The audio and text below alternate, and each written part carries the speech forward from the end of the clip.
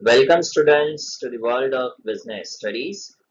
Today we are going to discuss about chapter 5 organizing. This is first video of it and this is Dr. Mitesh Popat. Let's start with the introduction. Students, once the plans have been laid down and the objectives are specified at the stage of the planning, at that time this organization function is performed. Once the plans have been laid down, after that this organizing function will be performed because whatever the objectives are set at the stage of planning to achieve all those objectives, what kind of the different activities are required to be performed, that activities will be decided or determined at the stage of organizing function. If we discuss the organizing function from the viewpoint of the certain definitions, then the general definition of organizing says that organizing establishes relationship between human and non-human resources, and it also decides who will perform a particular work, where it will be done, and when it will be done. Now, when we discuss about the human and non-human resources, we mean to discuss about the laborers, that is the human resources, and non-human resources are tools, equipments, machines, or in short we can say all the factors of productions other than the human. Once this relationship is established between human and non-human, organizing will also tell that who will perform a particular work, where and when this work will be performed. So this function of management actually implements the plans into the reality. Before we discuss any other thing, let's get the idea of the definition of organizing in the next slide. From the viewpoint of the few scholars, let's try to define the organizing. Organizing, from Theo Heyman point of view, is the process of dividing and grouping the activities of the enterprise and establishing authority, responsibility, relationship amongst them. Now students, in the previous slide as well as in this slide, we have discussed that organizing is dividing and grouping the activity of the enterprise and establishes a different relationships amongst them. So, quite possible, few students may be confused that if organizing is dividing and grouping and establishes responsibility amongst them, it means this is a function of staffing. But one thing you have to note very clearly, students, that there is a clear-cut difference between organizing and staffing. Organizing function will only and only create the job positions, and staffing will bring the person into job positions. Organizing, whenever it divides the work amongst the employees, it means this is the job position created at this stage, and as per authority responsibility structure created at the stage of organizing, staffing will bring the actual workforce on that position.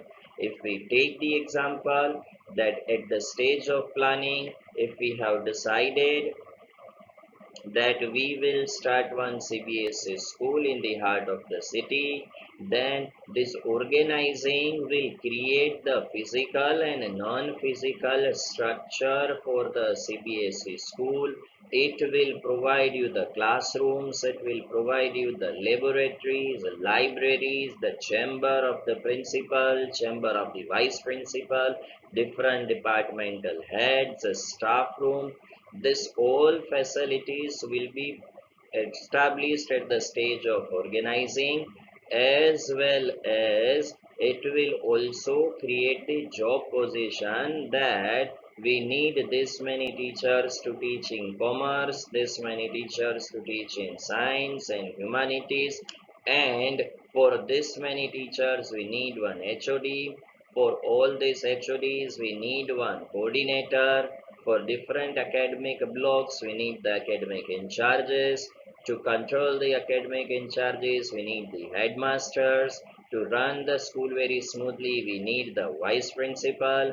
And for the overall responsibility, Mr. Principal. So this all job positions are being created at the stage of organizing and at the stage of staffing. All the manforce, the workforce will be introduced on the different job positions which is created at the stage of organizing. So, organizing also discusses about the various job opportunities. Staffing also discusses about the various job opportunities. But the main difference that organizing merely creates the structure and the job opportunities, doesn't bring anyone on that particular job position, whereas staffing introduces the workforce on the job positions created at this stage. So I hope now the confusion between organizing and staffing is clear.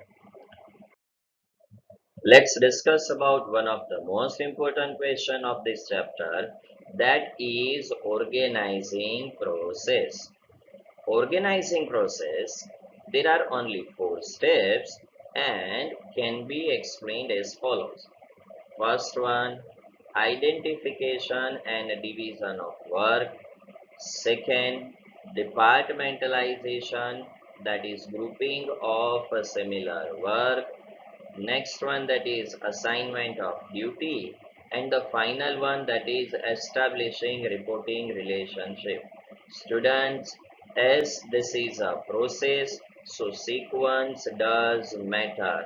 If you will break the sequence, you will not get marks for that. So please maintain the sequence in this question as per CBSE rule.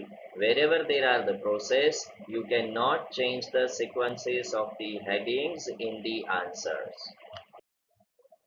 Let's discuss about the first point in the process of organizing, that is identification and division of work. The first step in organizing process, that is simply the identification and division of work.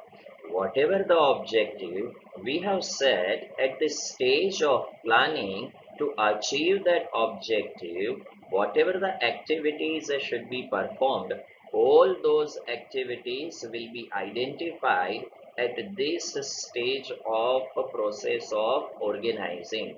And once the work or the total process which is required to perform to achieve the targets is identified, then all those identified activities should be divided into small and manageable activities. Why?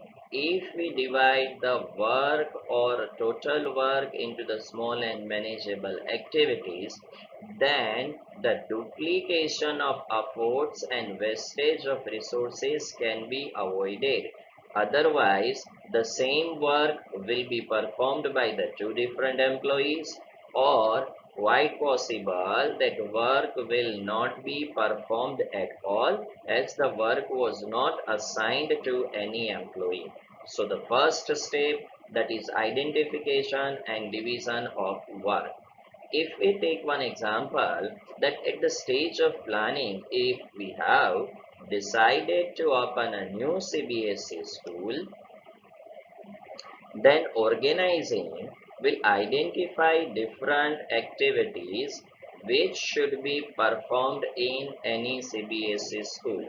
Students, as you know that in any of the CBSE school, certain activities are common like teaching, managing the school, food department, different type of the games, then different practical works, hospitals, arts and crafts, and different hobbies, different extracurriculum activities, different co-curricular activities. So these are all considered as the identification of work if you want to start a CBSE schools. Now, once all these activities are identified, after that, all these activities should be divided into the certain divisions so that the functioning works very smoothly. Like the teaching activities and the practical work can be broadly divided into the academics. Now, management, that is of the schools, that is of the other area, curriculum, non-curriculum activities, that should be divided into the administration, different games in the sports department. So this is what the identification and division of work. This is the first, foremost, prime function of the organizing process. If this stage is not performed, the other stages of process of organizing cannot be performed at all, because this function, this step will provide the basis to other steps for performance of their activities. How effective other step of organizing process will be effective, that will be decided by this first step of organizing process, that is identification and division of work. Now the second one, that is the departmentalization. Now, three times the CBSE board has asked this question in the board exam. Then what is departmentalization? We are going to discuss about the same over here. Now, the second stage of organizing process, that is of departmentalization. Now, what is actually departmentalization? Departmentalization means grouping similar or related activities into the larger unit, department, or divisions. If we adopt the departmentalization in our organization, then this will lead to the specialization and we can get the benefits of it. Once we have identified and divided the activities into the different areas on the basis of the planning, then this step of departmentalization will create the different departments for the smooth functioning of all those identified activities. Now, departmentalization can be created on the basis of the following three categories.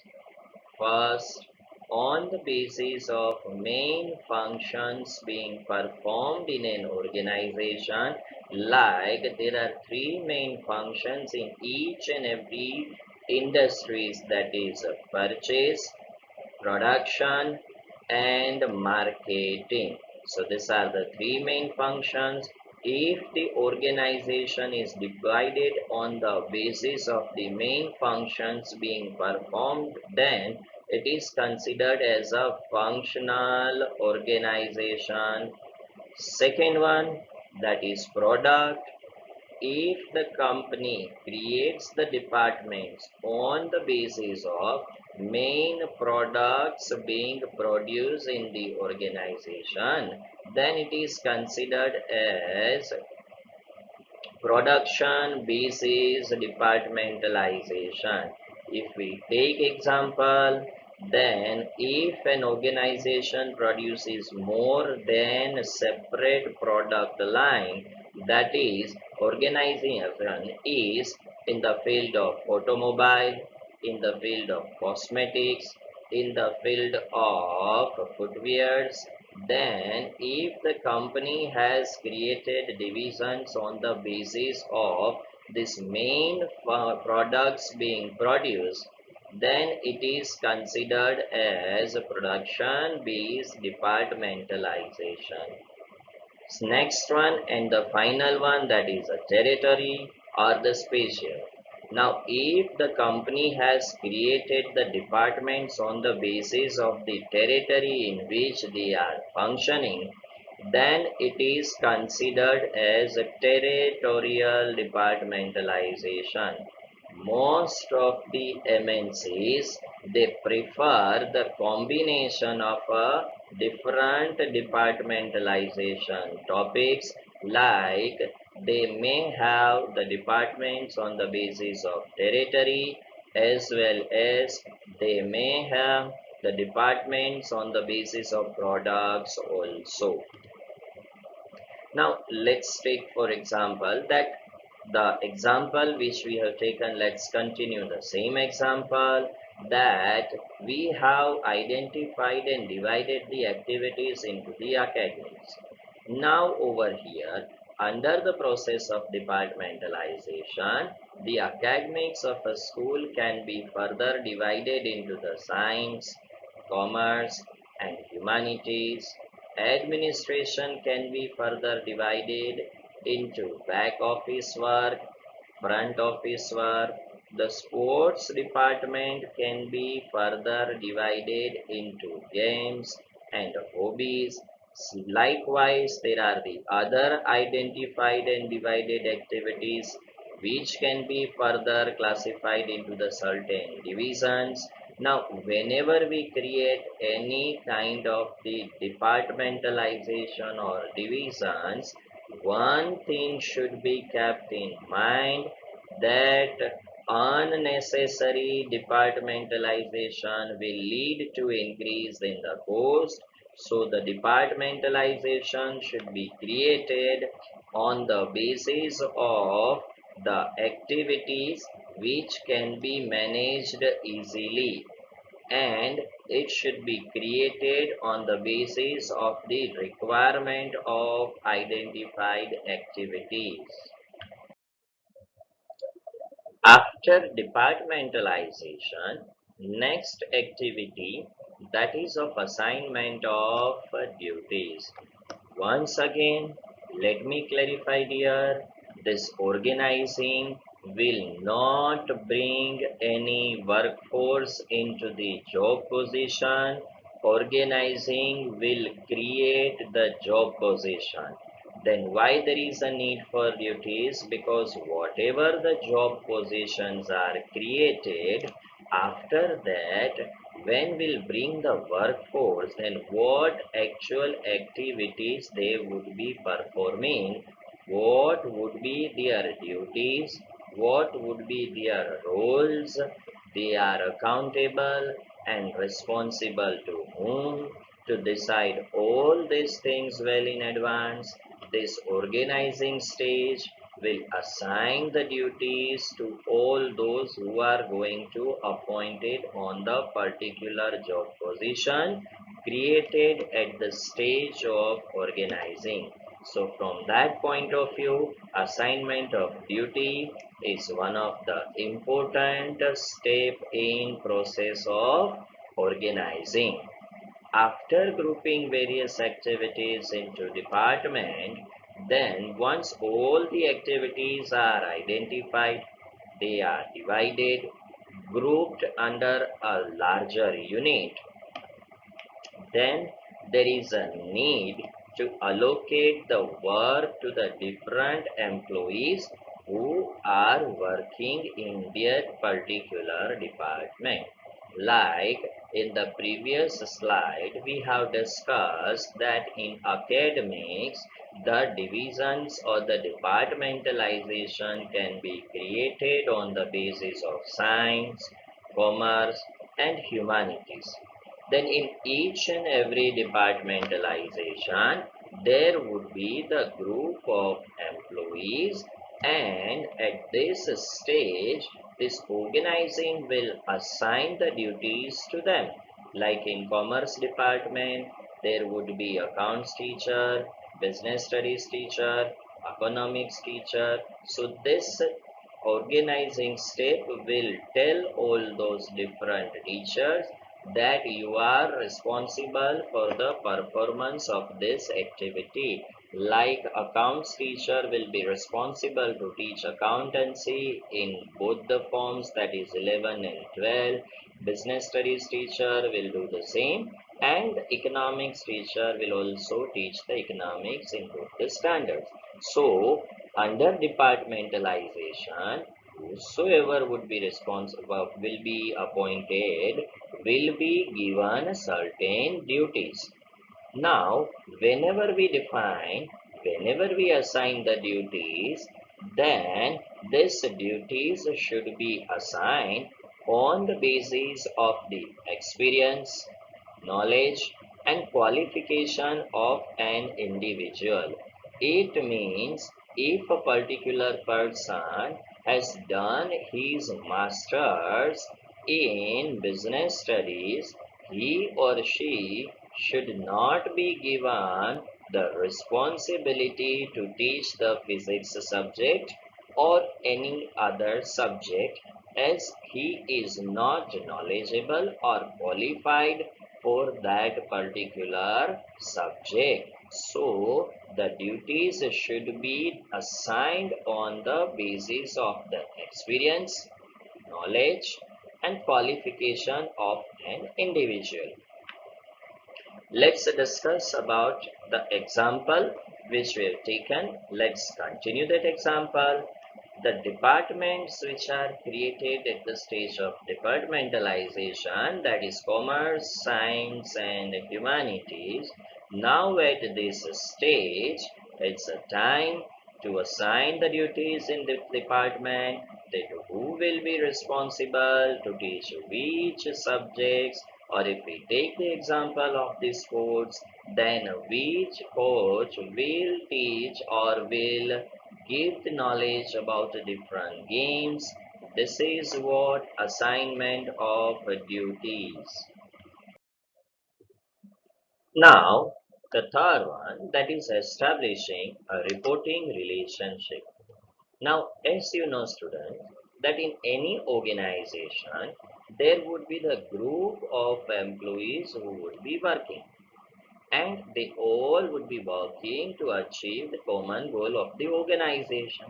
So, when two or more persons are working together for a common goal, it becomes very, very, very important to define what kind of the relationship would be there between those group of employees, and this relationship should be clarified in the clear terms.